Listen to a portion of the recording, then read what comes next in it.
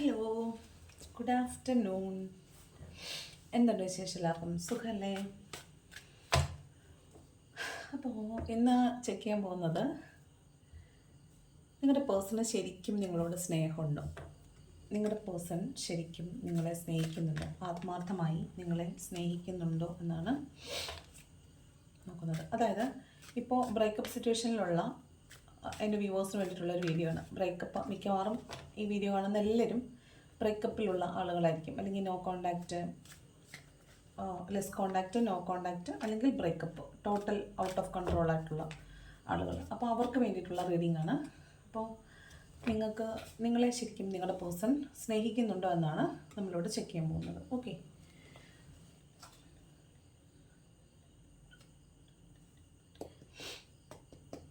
നമുക്ക് നോക്കാം. നിങ്ങളുടെ പേഴ്സൺ യഥാർത്ഥത്തിൽ നിങ്ങളെ സ്നേഹിക്കുന്നുണ്ടോ? നിങ്ങളുടെ പേഴ്സൺ യഥാർത്ഥത്തിൽ നിങ്ങളെ സ്നേഹിക്കുന്നുണ്ടോ എന്നാണ് നമ്മൾ നോക്കുന്നത്. ഓക്കെ,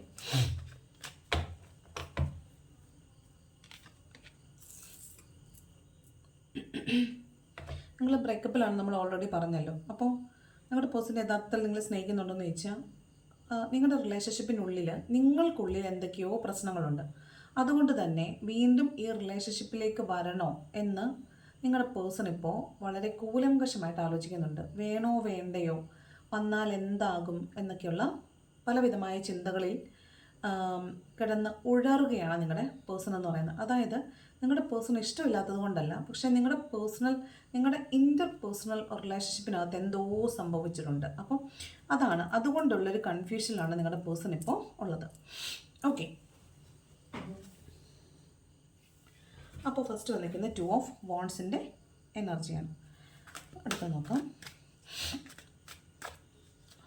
നിങ്ങളുടെ പേഴ്സൺ യഥാർത്ഥത്തിൽ നിങ്ങളെ സ്നേഹിക്കുന്നുണ്ടോ എന്നാണ് ചോദ്യം. 2 8 ഓഫ് സോഡ്സിൻ്റെ എനർജിയാണ്. 8 ഓഫ് സോഡ്സിൻ്റെ എനർജി എന്ന് വെച്ചാൽ അയാൾ വല്ലാതെ മുറിവേറ്റിട്ടുണ്ട്. അയാളെന്ന് ഞാൻ പറയുന്നത് ആണാകാം പെണ്ണാകാം, അയാൾ. ഓക്കെ, ആ ആളെന്നാണ് കേട്ടോ. അപ്പോൾ അവർ വല്ലാതെ മുറിവേറ്റിട്ടുണ്ട്. ചിലപ്പോൾ അവർ നിങ്ങളെ ഫുൾ ബ്ലോക്ക് ചെയ്ത് വെച്ചേക്കുമായിരിക്കും. കണ്ടോ, ഫുൾ ബ്ലോക്ക് ചെയ്ത് വെച്ചേക്കുവാണ്. കണ്ണ് മൂടിക്കെട്ടിട്ടുണ്ട്, കൈയും മൂടിക്കെട്ടിട്ടുണ്ട്. അവർ ഒരു ആക്ഷനും ഇപ്പോൾ എടുക്കാൻ തീരുമാനിച്ചിട്ടില്ല. കാരണം അവർക്ക് നിങ്ങൾ പറയുന്നൊന്നും കേൾക്കണ്ട, അവർ പറയുന്നതാണെല്ലാം ശരി. പിന്നെ അവർ ഫുള്ള് നെഗറ്റീവ് തോട്ട്സിലാണുള്ളത്. നിങ്ങളെക്കുറിച്ചുള്ളതും അല്ലെങ്കിൽ നിങ്ങളുടെ റിലേഷൻഷിപ്പിനുള്ളിലുള്ളതും ഒക്കെ ആയിട്ടുള്ള പലവിധമായ നെഗറ്റീവ് ചിന്തകളിലാണ് ഇവരിപ്പോൾ ഉള്ളത്. അവർ തന്നെ അവരെ കൺട്രോൾ ചെയ്തിട്ട് ഒരു റെസ്ട്രിക്റ്റഡ് ഒരു ബൗണ്ടറിക്കകത്താക്കിയിട്ട് അവരെ തന്നെ ഇങ്ങനെ കൈയും കാലും കെട്ടി കണ്ണും കെട്ടി നിർത്തിയിരിക്കുന്നൊരവസ്ഥയാണ്. ഒരു ആക്ഷനും എടുക്കാൻ തീരുമാനിച്ചിട്ടില്ലാത്തൊരു അവസ്ഥ, ഒരു ജയിലിൽ കിടക്കുന്ന അവസ്ഥ. അല്ലെങ്കിൽ ഇപ്പോൾ ഇവർ വിചാരിക്കുന്നത് ഞാൻ വിക്റ്റിമായി എന്നാണ്. ഇവരിപ്പോൾ ഞാൻ ട്രാപ്ഡായി, അല്ലെങ്കിൽ ഞാൻ ആയതാണ്, എന്നെ ട്രാപ്പിലാക്കിയതാണ്, ഞാനാണിതിൽ പെട്ടുപോയത് എന്നാണ് അവർ വിചാരിക്കുന്നത്. അല്ലെങ്കിൽ അവർ കരുതുന്നത് അങ്ങനെയാണ്. അതായത് നിങ്ങളാണ് എല്ലാം ചെയ്തത് എന്നുള്ള രീതിയിലാണ് അവർ ഈ എൻട്രാപ്മെൻറ്റിൻ്റെ ഈ ഒരു കാർഡ് വരുമ്പോൾ വിചാരിക്കുന്നത്. അതായത് 8 ഓഫ് സോഡ്സിൻ്റെ എനർജി വരുമ്പം അവർ വിചാരിക്കുന്നത് നിങ്ങൾ അവരെ ട്രാപ്പ് ചെയ്തു, അല്ലെങ്കിൽ നിങ്ങൾ അവരെ ഒരു ഇംപ്രസൺമെൻറ്റിലേക്ക് തള്ളിവിട്ടു, അവർ വിക്റ്റിമാണ്, അവരാണ് ഇര എന്നുള്ള രീതിയിലാണ് അവർ വിചാരിക്കുന്നത്. അവർ ചിന്തിക്കുന്നത്. ഇനി നിങ്ങളൊന്ന് കമ്മ്യൂണിക്കേറ്റ് ചെയ്യണമെന്ന് അവർ വിചാരിക്കുന്നുണ്ടോ എന്ന് ചോദിച്ചാൽ, കമ്മ്യൂണിക്കേറ്റ് ചെയ്യണം, നിങ്ങളുടെ അടുത്തേക്ക് വരണം എന്നൊക്കെ വിചാരിച്ചാൽ അവർക്ക് ഭയങ്കര ആഗ്രഹമുണ്ട് നിങ്ങളുടെ അടുത്തേക്ക് വരണമെന്ന്. ഒരു പുതിയ ഐഡിയ ഒക്കെ ഉണ്ട്, പുതിയ തുടക്കം വേണമെന്ന് ആഗ്രഹിക്കുന്നുണ്ട്. ഭയങ്കര ക്യൂരിയോസിറ്റിയാണ് ഇപ്പോൾ നിങ്ങളുടെ ലൈഫിൽ എന്താണ് സംഭവിക്കുന്നതെന്ന് അറിയാൻ വേണ്ടിയിട്ട്. എല്ലാം ഉണ്ട്, പക്ഷേ ഭയങ്കര ആഗ്രഹമുണ്ട് നിങ്ങളുടെ അടുത്തേക്ക് വരണമെന്ന്. മുന്നോട്ട് കാല് വെച്ചിട്ട് പുറകോട്ടാണ് നോക്കുന്നത്. അതായത് ഈ നിങ്ങളുടെ റിലേഷൻഷിപ്പ് ബ്രേക്കപ്പ് ആവുന്ന സമയത്ത്, അല്ലെങ്കിൽ അതിന് തൊട്ട് മുമ്പായിട്ടുണ്ടായ സാഹചര്യങ്ങൾ വളരെ പെയിൻഫുൾ ആയിരുന്നിരിക്കും. അതുകൊണ്ട് തന്നെ അവർ പുറകോട്ട് നോക്കുമ്പോൾ അവർക്ക് മുന്നോട്ട് പോകാൻ സാധിക്കുന്നില്ല. അതായത് നിങ്ങളുടെ പിന്നിൽ നടന്ന സംഭവങ്ങൾ, അല്ലെങ്കിൽ കുറച്ച് മുമ്പ് നടന്ന സംഭവങ്ങൾ നിങ്ങളെ ഈ പറഞ്ഞ വ്യക്തിയെ തടഞ്ഞു നിർത്തുന്നുണ്ട്. അവർക്ക് മുന്നോട്ട് വരാൻ കഴിയാത്ത വിധം അവരെ പിന്നിലേക്ക് വലിക്കുന്നതാണ് നിങ്ങളുടെ റിലേഷൻഷിപ്പിൻ്റെ മുൻകാല ചരിത്രം എന്ന് പറയുന്നത്. ഓക്കെ, അവർ വളരെ റെസ്റ്റ്ലെസ് ആയിട്ടൊക്കെയാണ് കാണുന്നത്.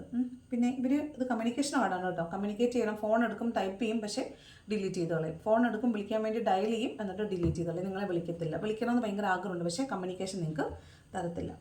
ഇതുണ്ടോ, പേജ് ഓഫ് പെൻറ്റക്കിൾസ്. നമ്മുടെ ചോദ്യം ഇതാണ്, നിങ്ങളുടെ പേഴ്സൺ യഥാർത്ഥത്തിൽ നിങ്ങളെ സ്നേഹിക്കുന്നുണ്ടെന്നുള്ളതാണ്.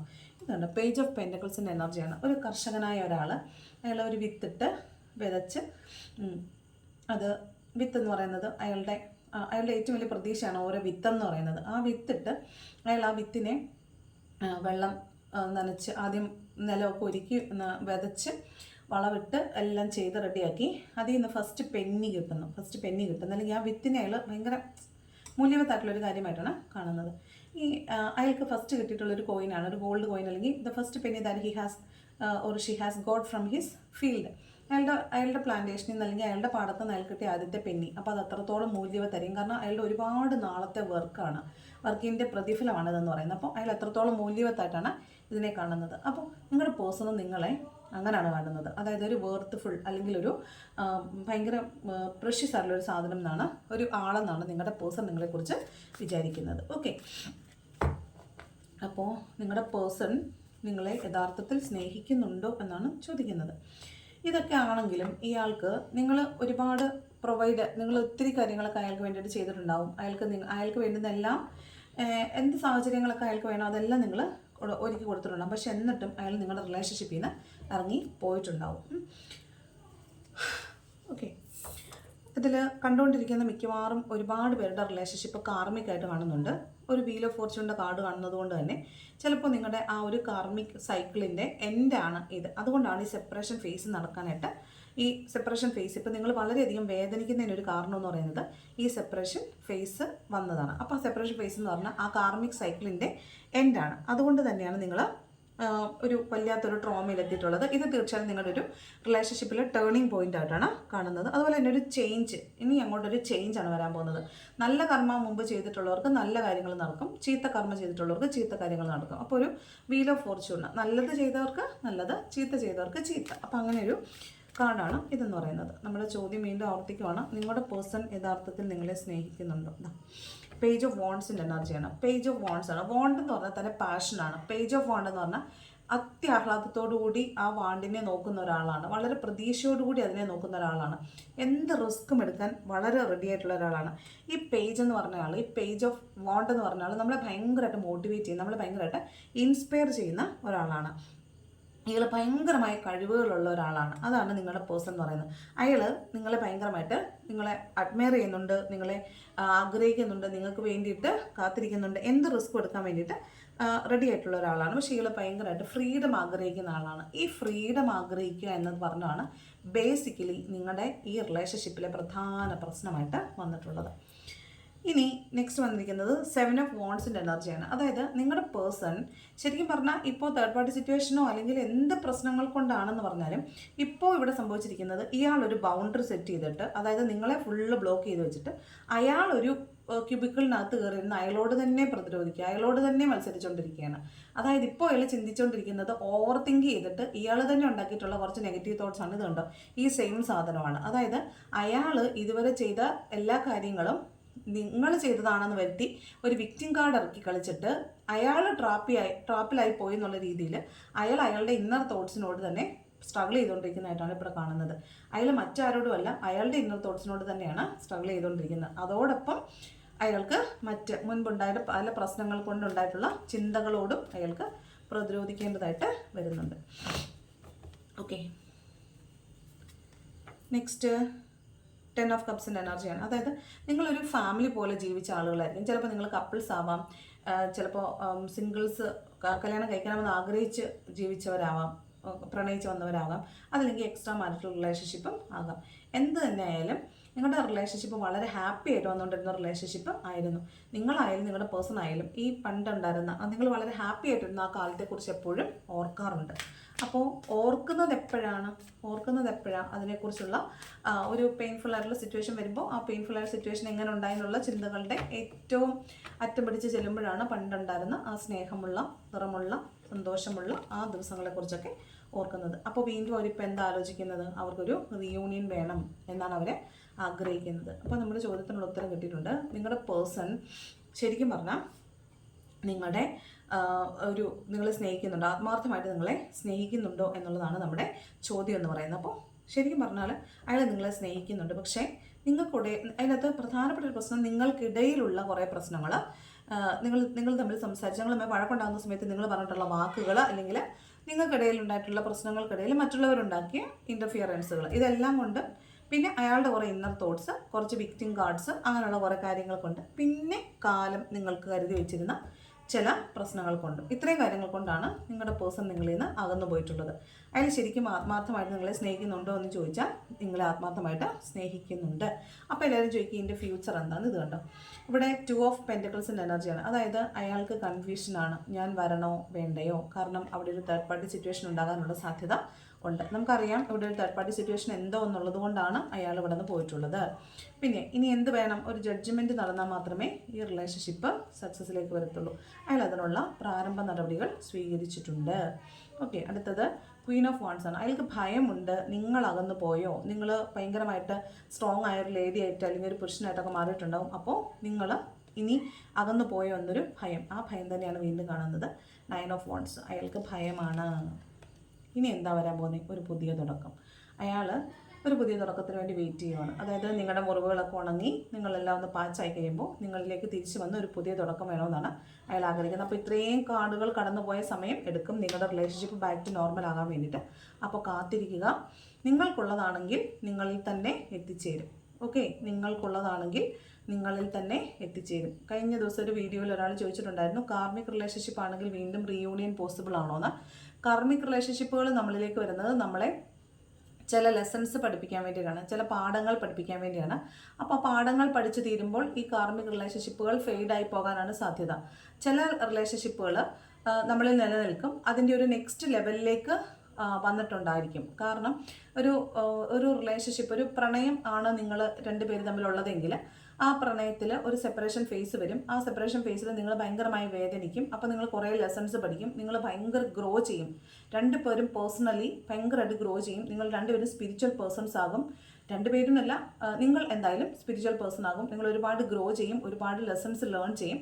അത് കഴിയുമ്പോൾ നിങ്ങൾ കുറച്ചും കൂടി ബെറ്റർ ആയിട്ടുള്ളൊരു ഹ്യൂമൻ ബീയിങ് ആയിട്ട് മാറും. അപ്പോൾ അതിന് വേണ്ടിയിട്ടാണ് നിങ്ങൾക്ക് ഈ കാർമിക് റിലേഷൻഷിപ്പുകൾ വരുന്നത്. നിങ്ങൾ ഈ ലെസൺ ലേൺ ചെയ്ത് കഴിയുമ്പോൾ ഈ പേഴ്സൺ ചിലപ്പോൾ എന്നേക്കുമായി നിങ്ങളുടെ ജീവിതത്തിൽ നിന്ന് പോകും. ചിലപ്പോൾ ചില റിലേഷൻഷിപ്പുകൾ തിരിച്ചു വരും. ആ തിരിച്ചു വരുന്ന റിലേഷൻഷിപ്പുകൾ എന്ത് സംഭവിക്കുമെന്ന് വെച്ചാൽ അവർ ചിലപ്പോൾ തീർത്തും ഡിറ്റാച്ച്ഡ് ആയിരിക്കും. ഈ സെപ്പറേഷൻ ഫേസിൽ നിങ്ങൾ മച്ചുവർ ആവുന്ന സമയത്ത് നിങ്ങൾ തന്നെ ഈ റിലേഷൻഷിപ്പ് വേണ്ടെന്ന് വെച്ചിട്ടുണ്ടാവും, അല്ലെങ്കിൽ മറ്റേ ആൾ റിലേഷൻഷിപ്പ് വേണ്ടെന്ന് വെച്ചിട്ടുണ്ടാവും. നിങ്ങൾ ഭയങ്കര പെയിൻഫുൾ ആയിട്ടുണ്ടാവും. പക്ഷേ പതുക്കെ നിങ്ങൾ അതിൽ നിന്ന് റിക്കവർ ചെയ്ത് അയാളെ നിങ്ങളുടെ പേഴ്സണായിട്ടല്ലാതെ മൂന്നാമതൊരാളായിട്ട് കാണാൻ നിങ്ങൾ പഠിക്കും. അതായത് കാലം നിങ്ങളെ പരസ്പരം അകറ്റിയിട്ട് അയാളെ നിങ്ങൾക്കൊരു ഫ്രണ്ടായിട്ടോ അല്ലെങ്കിൽ നിങ്ങൾക്ക് നന്നായി അറിയാവുന്ന ഒരു അപരിചിതനായിട്ടോ അല്ലെങ്കിൽ അപരിചിതയായിട്ടോ മാറ്റും. അങ്ങനെ അവർ ചിലപ്പോൾ നിങ്ങളുടെ റിലേഷൻഷിപ്പിൽ തന്നെ തുടരാൻ സാധ്യതയുണ്ട്, അല്ലെങ്കിൽ നിങ്ങളിലേക്ക് തിരിച്ചു വരാം. പക്ഷേ നിങ്ങൾക്ക് പഴയ അറ്റാച്ച്മെൻ്റ് ഒന്നും ഉണ്ടാവില്ല. നിങ്ങൾക്ക് നന്നായി അറിയാവുന്ന രണ്ട് അപരിചിതരായിട്ട് തുടരാനും സാധ്യതയുണ്ട്. ചില റിലേഷൻഷിപ്പുകൾ ഒരു നെക്സ്റ്റ് ലെവലിലേക്ക്, ഒരു പുതിയ തലത്തിലേക്ക് തന്നെ പോകാനും സാധ്യതയുണ്ട്. അപ്പോൾ കാർമിക് റിലേഷൻഷിപ്പാണ് എന്ന് കണ്ടതുകൊണ്ടാണ് പറഞ്ഞത്. വീൽ ഓഫ് ഫോർച്യൂൺ വന്നേക്കുന്നതുകൊണ്ട് കാർമിക് റിലേഷൻഷിപ്പാണ്.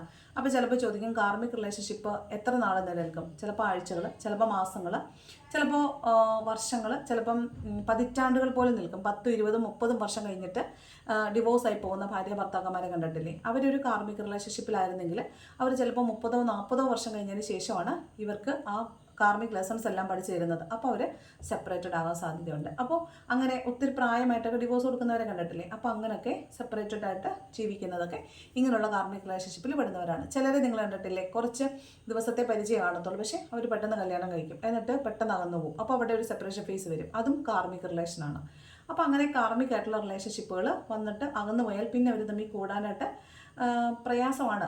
സെപ്പറേഷൻ ഫേസിൽ അവർ ഒത്തിരി ലെസൺസ് ഒക്കെ ലേൺ ചെയ്യും. കുറേ പേരൊക്കെ തിരിച്ചു വരും, ഒരു next level of relationship start ചെയ്യും. ചിലർ കേട്ടോ ആ ഇൻറ്റൻസിറ്റിയിൽ തന്നെ next level of relationship start ചെയ്യും. ചിലർ തിരിച്ചു വരും, പക്ഷേ ആ പഴയ പേഴ്സണായിട്ടായിരിക്കില്ല വരുന്നത്. അവരുടെ റിലേഷൻഷിപ്പിൽ അവർക്കറിയാവുന്ന ഒരു ഒരു തീർത്തും പരിചിതനായ ഒരു അപരിചിതൻ എന്നുള്ള രീതിയിൽ ആ റിലേഷൻഷിപ്പ് തുടരാനാണ് സാധ്യത. ഇതാണ് കാർമിക് റിലേഷൻഷിപ്പിൻ്റെ ഒരു സ്റ്റൈൽ ഓഫ് വേ എന്ന് പറയുന്നത്. അപ്പോൾ ഇതാണ് നിങ്ങളുടെ പേഴ്സൺ നിങ്ങളെ സ്നേഹിക്കുന്നുണ്ടോ എന്ന് ചോദിച്ചാൽ അതിനുള്ള ഉത്തരം. സ്നേഹമുണ്ടോ എന്ന് ചോദിച്ചാൽ വളരെയധികം സ്നേഹിച്ചിരുന്നു, പക്ഷേ അതിൻ്റെ ഇടയ്ക്ക് എന്തൊക്കെയോ തേർഡ് പാർട്ടി സിറ്റുവേഷൻസ് അറൈസായി. അങ്ങനെ നിങ്ങൾ സെപ്പറേറ്റഡ് ആയി. ഇപ്പോൾ അയാൾ സ്നേഹിക്കുന്നുണ്ടോ എന്ന് ചോദിച്ചാൽ ഇപ്പോഴും അയാളുടെ ഉള്ളിൽ നിങ്ങളോട് സ്നേഹമുണ്ട്. ഈ കാർഡും ഒക്കെ കാണിക്കുന്നത് അത് തന്നെയാണ്. ഈ കാർഡും ഒക്കെ കാണിക്കുന്നത് അത് തന്നെയാണ്. പുതിയൊരു തുടക്കം വേണമെന്നും അയാൾ ആഗ്രഹിക്കുന്നുണ്ട്. ഓക്കെ, അപ്പോൾ ഇതാണ് ഇന്നത്തെ റീഡിങ്. ഇഷ്ടപ്പെട്ടാൽ കമൻറ്റ് ചെയ്യുക, ലൈക്ക് ചെയ്യുക, സബ്സ്ക്രൈബ് ചെയ്യുക. Okay, thank you.